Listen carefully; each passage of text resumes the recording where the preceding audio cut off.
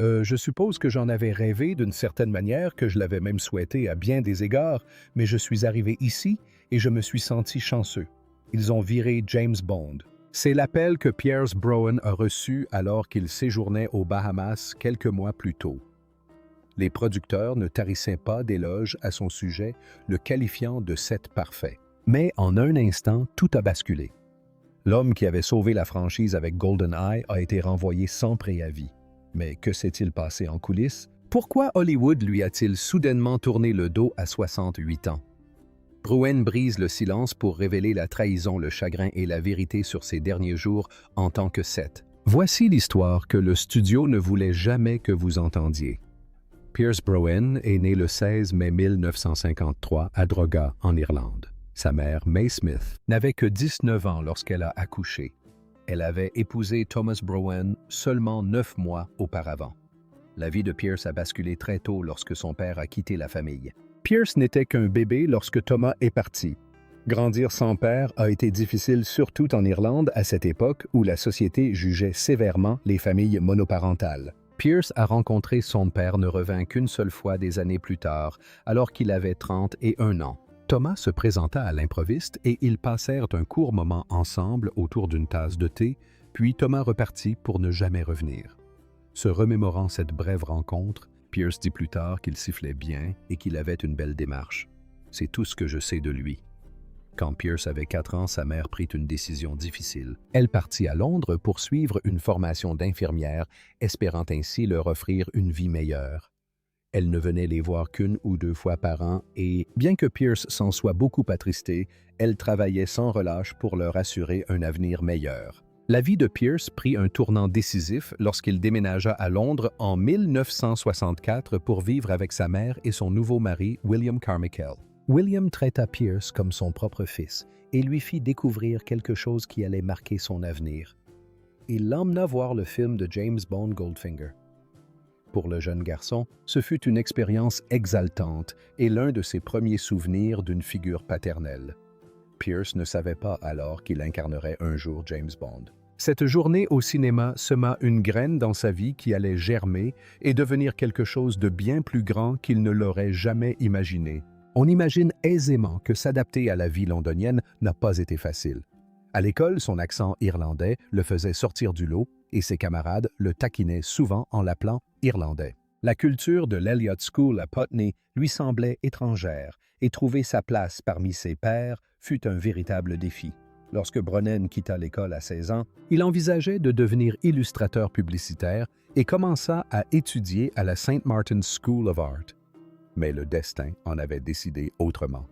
Un jour, il assista à un spectacle de cracheurs de feu à l'Oval House Theatre et ce fut une révélation. Cette performance l'inspira à se lancer dans un monde qu'il n'avait jamais envisagé auparavant, celui du théâtre. Il s'inscrivit au Drama Centre London, une institution prestigieuse réputée pour sa formation intensive. Ces 3 années furent déterminantes pour lui. L'approche rigoureuse et basée sur la méthode l'aida à découvrir son talent et lui donna les outils nécessaires à sa réussite. Pour Brosnan, c'était bien plus qu'un simple apprentissage, c'était la liberté et l'opportunité de se réinventer. Après avoir obtenu son diplôme en 1975, Brosnan débuta sa carrière au théâtre comme assistant régisseur au York Theatre Royal. Son premier grand moment arriva lorsque le célèbre dramaturge Tennessee Williams le choisit pour la première britannique de The Red Devil Battery Sign. Williams était tellement impressionné. Impressionné, il envoya à Brosnan un télégramme disant « Merci mon Dieu pour toi, mon cher garçon ». Brosnan chérit profondément ces mots. Peu de temps après, en 1977, il attira l'attention du réalisateur Franco Zeffirelli qui lui offrit un rôle dans Philomena où il joua aux côtés de légendes du théâtre comme Joan Plowright et Frank Finlay. Ses premières expériences jetèrent les bases de sa carrière.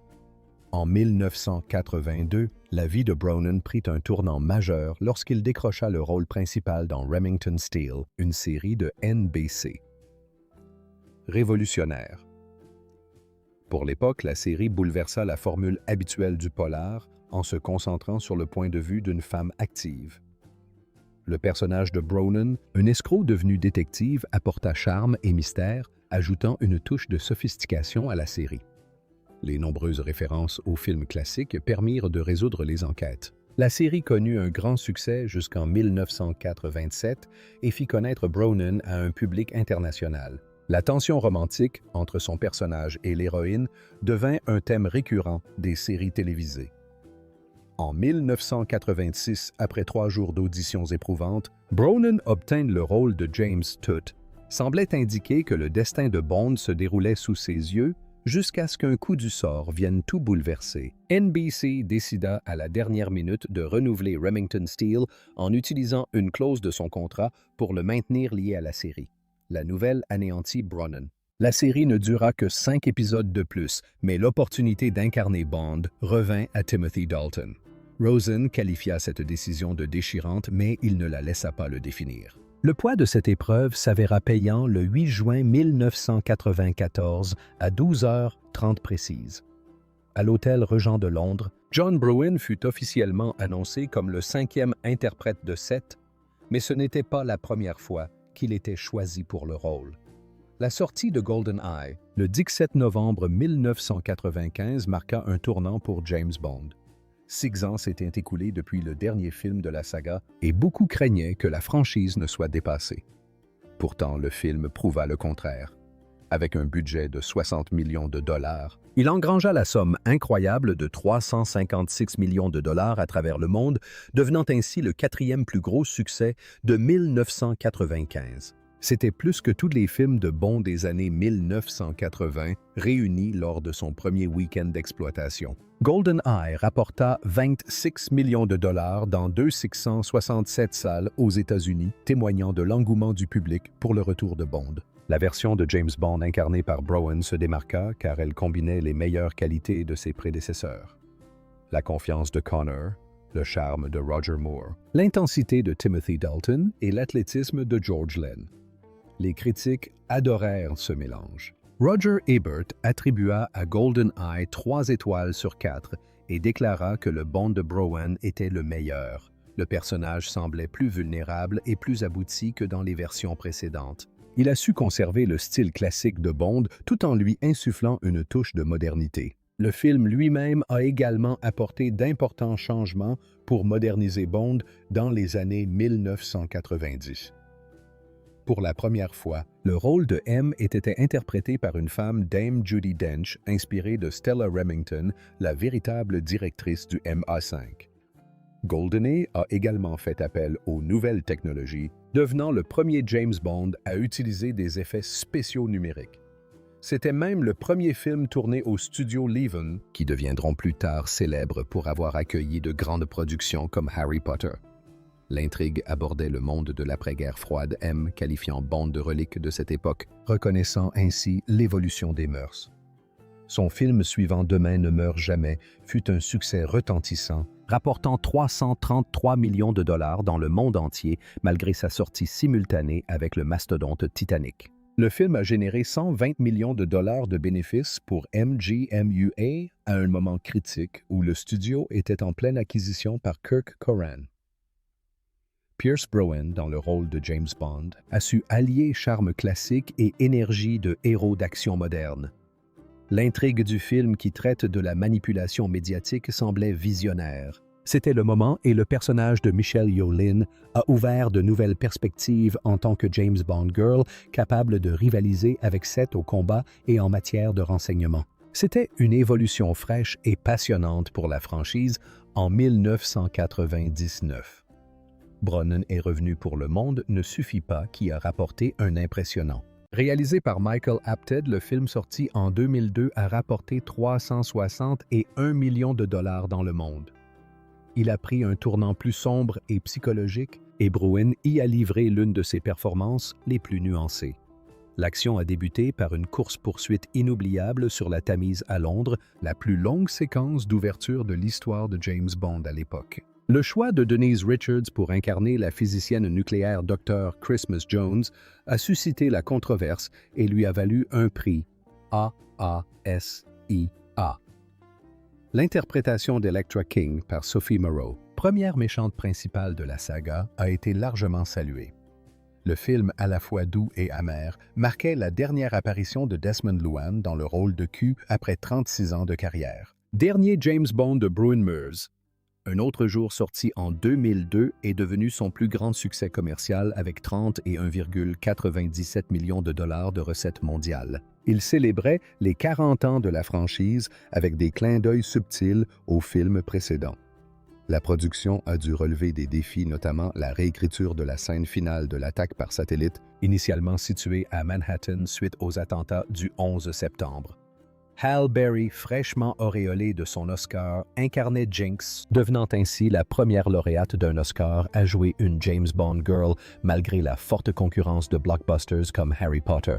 Le Seigneur des Anneaux et le film furent un succès retentissant, confirmant l'influence de Brolin sur la saga. Son interprétation de James Bond dans 4 films a généré la somme astronomique de 1 milliard de dollars au box-office, soit une moyenne de 370 millions de dollars par film. Chaque opus a surpassé le dernier James Bond et Mears, un autre jour, a battu des records pour la franchise. Le succès de Brolin a non seulement revitalisé la série, mais a également permis à la MGM d'assurer son avenir et de garantir la pertinence de la franchise pour une nouvelle génération. L'influence de Rosen s'est étendue bien au-delà des films. Sa version de Bond est devenue une icône culturelle, inspirant même le jeu vidéo révolutionnaire GoldenEye 7 sur Nintendo 64, devenu un véritable phénomène. L'image de Bond associée à Brolin est apparue dans d'innombrables publicités, générant plus de 100 millions de dollars de contrats marketing. En juillet 2004, Pierce Brosnan se trouvait aux Bahamas pour le tournage de After the Sunset lorsqu'il a reçu un appel téléphonique inattendu qui a tout changé. Quelques mois auparavant, lors de la promotion de Mears un autre jour aux côtés de Halle Berry, les producteurs avaient fait l'éloge de son travail, affirmant le vouloir pour un 5e James Bond. Rosen avait quitté cette tournée confiant de poursuivre dans cette voie. Pierce Brosnan, alias Sept, séjournait désormais chez Richard Harris, un lieu chargé de souvenirs de son ami disparu. Il apprit que les négociations étaient au point mort. Ses agents tentèrent d'adoucir le choc, lui disant qu'ils hésitaient encore sur la marche à suivre et qu'ils le rappelleraient jeudi prochain. Ce fut un moment d'incrédulité et de confusion lorsque Brosnan s'entretint enfin avec les producteurs Barbara Broccoli et Michael Wilson. La conversation révéla la complexité émotionnelle des décisions hollywoodiennes. Broccoli, qui l'avait soutenu depuis le début, pleurait en lui annonçant la nouvelle. Elle s'était battue avec acharnement pour lui en 1994, même après qu'il eut perdu le rôle en 1986 en raison de ses engagements chez Remington Steele. Ses larmes témoignaient de la difficulté de cette décision pour elle. Wilson, quant à lui, restait calme et professionnel. Il lui dit simplement « Vous avez été un excellent James Bond, merci beaucoup ». Plus tard, dans des interviews, il exprima sa frustration, qualifiant le studio de sans imagination et dépassé, et l'accusant d'être figé dans le passé. Après avoir quitté la franchise Bond en 2004, Pierce Brosnan surprit tout le monde par un tournant radical dans sa carrière. Il accepta un rôle complètement différent dans The Matador. En 2005, il interprète un tueur à gages excentrique et instable, un rôle en net contraste avec son image lisse et posée. Cette performance lui vaut une nomination aux Golden Globes, prouvant qu'il était bien plus que James Bond. Brosnan admettra plus tard avoir ressenti le besoin de tuer Bond pour aller de l'avant. Il continue alors à se lancer des défis avec des rôles plus sombres comme dans Seraphim Falls, 2006, un western où il campe des personnages rudes et sans glamour. Cette période marque un tournant, il se lance également dans la production avec sa société Irish Dreamtime, ce qui lui donne plus de contrôle sur ses projets. Puis, surprise, Brosnan rejoint la distribution de la comédie musicale Mamma Mia en 2008. Malgré son absence d'expérience professionnelle en chant, il s'investit pleinement dans le projet. Le film devient un phénomène mondial rapportant près de 600 millions de dollars pour un budget modeste de 52 millions. Bien que sa prestation vocale reçoive des critiques mitigées, un sujet dont il plaisantera plus tard le succès de Mamma Mia est indéniable. Le film surpasse non seulement les recettes de ses films de James Bond, mais fait également de lui l'un des acteurs de la franchise musicale en prise de vue réelle, la plus lucrative. La suite, sortie en 2018, ajoute 400 millions de dollars au total. En 2010. Brown a livré l'une de ses performances les plus acclamées dans The Ghost Rider de Roman Pansy, incarnant Adam Lang, un personnage librement inspiré de Tony Blair. Bronnen a apporté profondeur et subtilité au rôle de cet ancien premier ministre britannique controversé. Le film a rencontré un succès critique, remportant de nombreux prix et rapportant plus de 60 millions de dollars. Il a prouvé la capacité de Bronnen à briller dans des rôles dramatiques intenses, confirmant son statut d'acteur polyvalent. En 2022, Bronnen s'est aventuré dans l'univers des super-héros avec Black Adam interprétant le sage et puissant Dr. Fate. Même à 69 ans, il a apporté gravité et élégance au rôle qui impliquait de nombreux effets spéciaux numériques, une première pour lui. Sa performance a été largement saluée, le producteur Ham Garcia, soulignant comment la présence de Bronnen sublimait chaque scène et faisait de lui une figure de mentor pour les jeunes acteurs. C'était un choix audacieux qui a démontré sa capacité à rester pertinent à Hollywood, même des décennies après le début de sa carrière. En 2023, Bronnen a révélé une autre facette de sa créativité, son art. À 70 ans, il a tenu sa première exposition solo, So Many Dreams, à Los Angeles, présentant des peintures et des dessins. Créé sur plusieurs décennies, son parcours artistique a débuté lors d'une période difficile en 1987, alors que sa femme Cassandra Harris luttait contre le cancer. C'est ainsi qu'il réalisa sa première peinture, Une nuit sombre. L'exposition présentait 50 peintures et 100 dessins, dont des portraits de Picasso et d'Anthony Brown. Plus tard, ses œuvres furent exposées à Art Miami, où 5 pièces majeures furent présentées. Le style de Brosnan, influencé par Matisse, Chagall et Picasso, commence souvent par de simples gribouillis qui évoluent en portraits et paysages abstraits.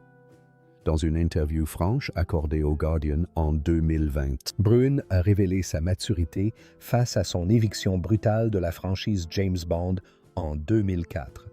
« J'étais complètement choqué et je me suis senti mis à la porte », a-t-il admis. Mais il a transformé cette potentielle amertume en sagesse. Son mantra « Je ne laisse pas les regrets entrer dans ma vie car ils ne font qu'engendrer plus de souffrance et de regrets » est devenu son principe directeur. Rétrospectivement, Brosnan a souvent décrit Bond comme un cadeau qui ne cesse de donner. Son rôle d'espion emblématique a non seulement consolidé sa carrière, mais lui a également ouvert d'innombrables portes. Bond n'était pas qu'un personnage, c'était une plateforme qui a transformé sa carrière. C'est toute la beauté de Bond et il l'a reflété. Cela ouvre des portes qui étaient auparavant fermées et permet de se définir au-delà du rôle. Pourtant, Rosen comprenait aussi la nature à double tranchant de l'héritage de Bond. Une fois étiqueté Bond, c'est pour toujours. Il a déclaré que ce n'était pas seulement une question de stéréotype. Cela a influencé chaque étape de sa carrière. S'il a apprécié la célébrité et les opportunités que le rôle lui a apportées, il a également imposé des limites à Bronnen. La clé était l'acceptation. Soit on fait la paix avec ça, soit on devient fou. Il a dit être pleinement conscient de la façon dont le rôle pouvait à la fois élever et restreindre un acteur. Lorsque Daniel Craig a repris le rôle de Bond, Brosnan lui a adressé des mots d'encouragement dans un message vidéo de 2021. Il a salué la performance de Craig. « Tu as fait un travail magnifique, Daniel. Tu as vraiment été un grand Bond chapeau. » À la fin des années 1970, Pierce Brosnan a rencontré l'actrice australienne Cassandra Harris et le coup de foudre a été immédiat. Elle lui a été présentée par David Harris, le neveu de l'acteur Richard Harris. Brosnan a été immédiatement captivé par elle. « Quelle belle femme », se souvient-il avoir pensé. Il n'aurait jamais imaginé qu'elle deviendrait l'amour de sa vie pendant les 17 années suivantes. Ils sont rapidement tombés amoureux. Ils achetèrent une maison ensemble à Wimbledon et se marièrent en décembre 1980. Cassandra joua un rôle déterminant dans l'avenir de Brosnan. Elle incarna la comtesse Liesl von Schaff dans le film de James Bond de 1981, Rien que pour vos yeux. Durant le tournage, elle présenta Brosnan au producteur Albert Herr. Broccoli, une rencontre qui allait changer sa carrière des années plus tard. Cassandra avait déjà 2 enfants, Charlotte et Christopher, issus de son précédent mariage avec Dermot Harris. Lorsque ce dernier décéda en 1986, Bronwyn prit le relais et adopta les 2 enfants.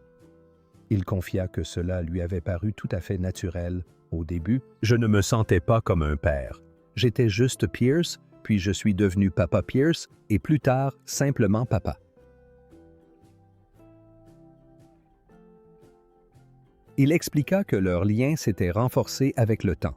Bronwyn et Cassandra eurent également un fils ensemble, Shaw, né en 1983. Ayant lui-même grandi sans père, Bronwyn s'était donné pour mission de donner à ses enfants l'amour qu'ils n'avaient jamais reçu. Je veux que mes enfants connaissent l'amour dès leur plus jeune âge, qu'ils en ressentent vraiment le sens, disait-il souvent. Mais leur bonheur fut mis à l'épreuve en 1987 lorsque Cassandra tomba gravement malade. Bronwyn travaillait en Inde lorsque les médecins ont découvert qu'elle avait un cancer des ovaires. Dès le début, nous savions que c'était grave. Rosen a déclaré que ce n'était pas juste une ombre, cela l'avait complètement envahi. Au cours des 4 années suivantes, Cassandra a subi 8 opérations et d'innombrables séances de chimiothérapie. Malgré sa maladie, elle est restée une mère dévouée, aidant souvent leur fils Sean à jouer au docteur et restant impliquée dans les projets professionnels de Bronwyn. Même dans ses derniers jours, allongés ensemble dans le lit, Cassandra le réconfortait en disant « S'il te plaît, mon chéri, ne t'inquiète pas, c'est juste la fin de la vie. » Elle est décédée le 28 décembre 1991 à seulement 43 ans. 3 ans plus tard, en 1994, Bronwyn a rencontré la journaliste Keisha Smith sur une plage au Mexique. Elle était là pour une interview, mais n'a pas pu s'empêcher de remarquer Bronwyn. Il était grand brun et beau, avec une étincelle dans les yeux. Elle a dit que leur relation s'est développée lentement, donnant à Bronwyn le temps de se remettre de sa perte. Keely est devenue une source de réconfort et de force pour lui. Ensemble, ils ont accueilli 2 fils Dylan en 1997 et Paris en 2001. En 2001, ils se sont mariés lors d'une magnifique cérémonie à l'abbaye de Ballintubber en Irlande. Brosnan parle souvent de Keely avec une profonde gratitude. « Elle est mon ange du Nord », a-t-il déclaré. « Elle m'a encouragé à faire mon deuil, à me laisser ressentir cette douleur. Je pourrais chercher pendant 1 million de vies et ne jamais trouver quelqu'un d'aussi merveilleux qu'elle.